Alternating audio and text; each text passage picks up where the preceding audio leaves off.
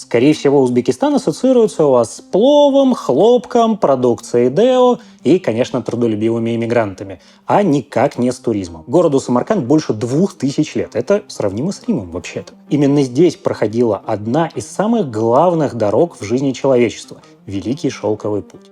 На перекрестке культурно ждет архитектура 15-17 века различной степени сохранности, возведенная на деньги либо от торговли, либо от разгрома Золотой Орды. Много потрясающих медресе, величественных мавзолеев, бесконечность красочных орнаментов, раскопки и даже остатки 500-летней обсерватории. Надеюсь, я вас заинтриговал. Всем привет, или в данном случае будет уместнее сказать ассаламу алейкум. Самарканд — это недалекая и сложная какая-то экзотическая штука.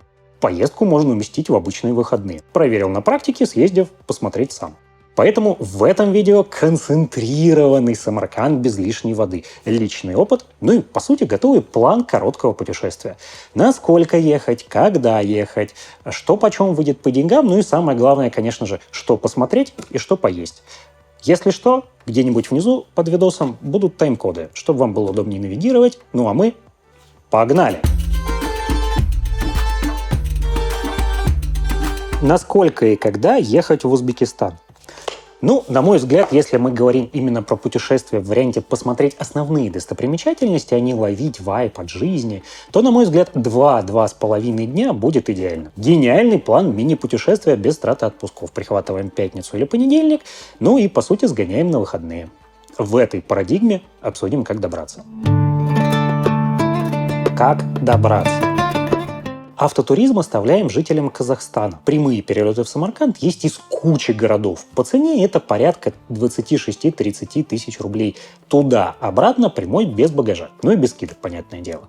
Где искать самые дешевые авиабилеты, вы и так сами прекрасно знаете. Но вот облом. Почти всегда рейсы будут условно через день, и состыковаться именно на выходные у вас, скорее всего, не выйдет. Более простой и на самом деле очевидный вариант – это прямой перелет до Ташкента. Причем рейс узбекских авиалиний в моем случае оказался еще процентов на 15 дешевле. Плюс не забываем скидки, кэшбэки, промокоды, акции, распродажи. В моем случае контрасты начались еще в самолете, в смысле на посадке. С одной стороны, я лицезрел ту самую легендарную видеоинструкцию по безопасности, а с другой стороны, со мной летела толпа, скажем так, немножко провинциальных дядек с большими баулами, один из которых панически боялся летать и закурил, аж сидя в кресле, пока еще шла посадка пассажиров. Причем, судя по реакции бортпроводницы, такое иногда случается. Мужику, кстати говоря, ничего не было, его не высадили, и он успешно долетел вместе со мной до Ташкента. В Ташкенте задерживаться не будем и сразу двигаем на ЖД вокзал. Билеты на поезд, кстати говоря, лучше купить заранее. Через интернет продают иностранцам без проблем. Скоростной поезд называется Афросия. Время в пути до Самарканда составляет 2 с небольшим часа. Местные очень гордятся этой испанской штучкой, а в пути вам даже дадут булочку с чаем. По цене это 3000 рублей в одну сторону, что вообще-то как раз дорого и составит ту самую экономию от прямого перелета. Зато вы сможете посмотреть на пейзажи за окном на скорости в 150 км в час. Степные, естественно. Обычный поезд, кстати говоря, идет 4 часа, и, как по мне, это немножко долговато для поездки на выходные. Про деньги. Прямо в аэропорту меняем ваши кровные рубли, тенге или доллары на национальные суммы. Да, конечно, в аэропорту не очень выгодно, но вот только в центре Самарканда с обменниками вообще никак. И заодно советую прихватить симку с интернетом для иностранцев, если у вас нет ЕСИ. Стоит, кстати говоря, недорого. Поскольку цены делить на 1000, потом умножать на 6,5 не очень удобно для перевода в рубли, то поэтому просто запоминаю, что 50 тысяч сумм – это примерно 300-350 рублей. Когда ехать в Самарканд, решает погода. Абсолютно точно этого не стоит делать летом, потому что можно застрять между жарко и невыносимо жарко. Климат субтропический, поэтому лето — это с середины мая по конец сентября, если что. Лучшие месяцы для путешествия март-апрель или октябрь-ноябрь. На улице вас ожидают комфортные плюс 15, плюс 20 градусов. На мой взгляд, очень прикольно, чтобы вырваться из холода, или межсезонье в тепло и погреться на солнышке в активном виде, а не на шезлонге. В декабре и январе, кстати говоря, может быть ниже 0. Жилье легко бронируем через любые агрегаторы, отечественные или зарубежные, неважно. Хотите платить заранее карты, хотите платите наличными на месте, правда, часто в валюте. Не забудьте найти подходящий промокод на скидку. И как ни странно, Самарканд — это популярное туристическое направление, поэтому бронировать лучше заранее. По ценам все индивидуально и зависит от вашей избалованности. Очень условно за 5000 рублей за ночь цена за двухместный номер. В отеле 4 звезды. За вдвое меньшую цену тоже вполне уютно и даже в красивом отеле.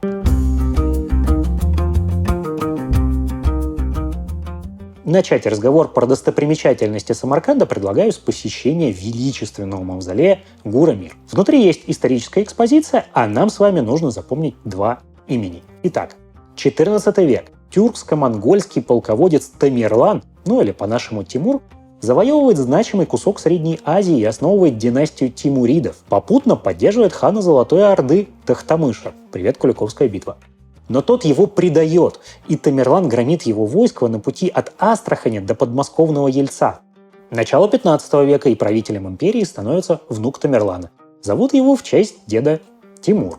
Но мы будем называть его Улугбек. И это имя будет преследовать вас везде в Самарканде. Накопленные деньги от торговли и грабежей Улугбек инвестирует в искусство и науку, которая реально развивается семимильными прыжками. А сам правитель Самарканда известен не как великий полководец, а как астроном, что, согласитесь, мягко говоря, необычно для Средневековья. Естественно, слабой армией воспользовались ближайшие соседи. Собственно, Гура-Мир — это мавзолей Тимуридов. Буквально в десятках метров от Гура-Мира внешне абсолютно скромный мавзолей Аксарай. Не популярен у туристов и, вообще-то говоря, как бы закрыт. Но стоит лишь вежливо попросить впустить, и вашему взору предстанет потрясающий потолок. Вы будете стоять вот так. Серьезно. Тут же фрагмент стены с редким шансом увидеть, как это все выглядит до реставрации. Вокруг Гура-Мира раскинулся старый колоритный город с узкими и петляющими улицами, по которому обязательно советую пройтись. Кстати, зацените местные строительные материалы из смеси сена с глиной, кажется. Следующая остановка – площадь Регистан с 3 величественными медресе. Медресе – это место, где преподают, хотя минареты изначально меня смутили. Кстати, к восстановлению одного из минаретов приложил руки и великий архитектор Шухов внезапно. Во внутреннем дворе действительно располагались студенческие кельи-общаги. Левая медресе построена при Улугбеке в 15 веке, остальные в 17, поэтому это не только горизонт завален на фотках. Площадь Регистан советую посетить днем с целью побродить и рассмотреть все возможные узоры, а вечером хотя бы разок пройти мимо из-за красивой подсветки. Впрочем, это самый центр, а дороги в торговом городе, как известно, всегда ведут на базар, потому что когда-то это и было большой базарной площадью. Базар, кстати, расположился недалеко, чуть дальше по пешеходному бульвару, для совсем уставших ездит гольфкар. На базар реально ходят местные за едой и вещами, что ж, тем интереснее для нас с вами. Конечно же, не в плане покупки одежды, а скорее как концепция. Обязательно закупитесь курагой, правда, просите именно узбекскую. Она немножко сероватая и не такая красивая на вид, но получают ее просто сушкой абрикосов на палящем солнце. Это отличный сувенир, и я и сам немного попробовал, и, в общем, мне пришлось идти на базар во второй раз за добавкой. Отличный повод заглянуть и в местную чайхану на шурпу, но давайте о еде чуть позже. Буквально возле базара найдем гигантскую отреставрированную мечеть Биби-Ханум. Постройка начала 14 века, и как минимум интересно то, что мечеть со всех сторон окружена огромной стеной. Во внутреннем дворе найдем огромный мраморный Коран, а в самой мечети потрясающие изразцы и узоры. Воздвигнута она по приказу Тамерлана в честь победы над Индией. Правда, сам Тамерлан почему-то свалил побеждать османов в этот момент, и за стройкой присматривала его жена. И по возвращению мечеть ему не очень понравилась. Буквально напротив Биби-Ханум руины женского медресе и мавзолей той самой жены. Но если у вас не очень много времени, то можно и пропустить, потому что, не особо интересно. Хотя там очень исторически закрученный сюжет, кто ее убил в стиле восточных сериалов. А вот что точно нельзя пропускать, так это комплекс Шахи-Зинда. Формально это часть огромного кладбища. На деле, скорее, небольшая улица из усыпальниц для элиты средних веков. Максимально богато украшенные усыпальницы, налепленные друг на друга так, что их соединили между собой арочными переходами. В общем, ребята так нормально подготовились к загробной жизни. Начинается прогулка с 36 ступеней в гору и отличного вида позади вас. Богатеи исхитрялись как могли. Есть даже 8-гранный мавзолей. Год постройки этого мавзолея известен точно, это 1360, а вот чей покой должна охранять эта красота в сине-голубой гамме, неизвестно. Вроде как какой-то знатной дамы. Очевидно, весьма небедный. В конце улицы комплекс Кусам ибн Аббаса. Если что, это двоюродный брат того самого пророка Мухаммеда, который погиб при обороне Самарканда. Я, если честно, только не понял, это он похоронен изначально или его перезахоронили, но в любом случае это достаточно прикольно. Направо пойдешь, мавзолей найдешь, налево свернешь, чайхану обретешь. Поэтому чуть разбавим восточный колорит прогулочками. Мне показалось, что это какие-то питерские мотивы с элементами неоклассицизма. Я оказался почти прав, это здание русско-китайского банка. Постройки начала прошлого века расположено, вы не поверите, на Петербургской площади. Кстати, сейчас там музей Шелкового пути. Кстати, 90% населения Узбекистана мусульмане, поэтому, конечно же, я не пропустил римско-католическую церковь Иоанна Крестителя. Ну, согласитесь, что неоготика, барокко, все вот это смотрится очень необычно в данном колорите. По пути наткнулся внезапно на Сталинский ампир, который немножко напомнил здание биофака МГУ. Оказалось, Самаркандский медицинский университет 30-х годов постройки. Если вас посетил вопрос, какой университет в уездном городе, то вообще-то Самарканд был столицей Узбекской ССР. Так что все логично. А шел я к Краеведческому музею, который расположился в столетнем особняке одного из купцов, за строительство которого отдали 100 килограммов золота. А архитектор, кстати, тот же самый, что и у Римско-католической церкви. Экспозиция музея отошла на второй план. Вы просто посмотрите на эту великолепнейшую гостиную. Она просто потрясающая. 40 секунд бесполезной туристической информации. Самарканд – один из самых безопасных городов в Узбекистане в плане преступности. Здесь достаточно полиции. Очень много туристов, в том числе, абсолютно внезапно лично для меня, из стран Ближнего Востока. Местные дружелюбные, а взаимодействовать с молодежью можно на английском языке, а вот старшее поколение может понимать и русский. Для передвижения по городу смело используйте такси, причем Яндекс считается достаточно дорогим и обойдется в 15-20 тысяч сумм за 15-минутную поездку. Это хватит, чтобы добраться от аэропорта в центр. Местные пользуются более дешевыми агрегаторами на народных деоматизах. Важная инфа для парней.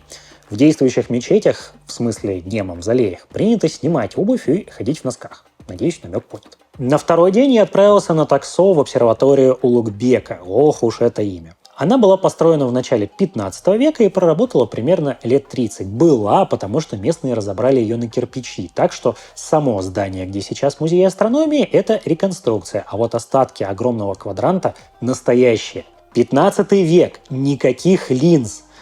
Телескоп изобретут только через 200 лет. Из научных приборов у вас только кирпичи, куча времени, а также нехитрая геометрия, при помощи которой вы можете определить высоты небесных светил. Именно в этой обсерватории был составлен каталог звездного неба с описанием 1000 звезд и расчетом длительности года.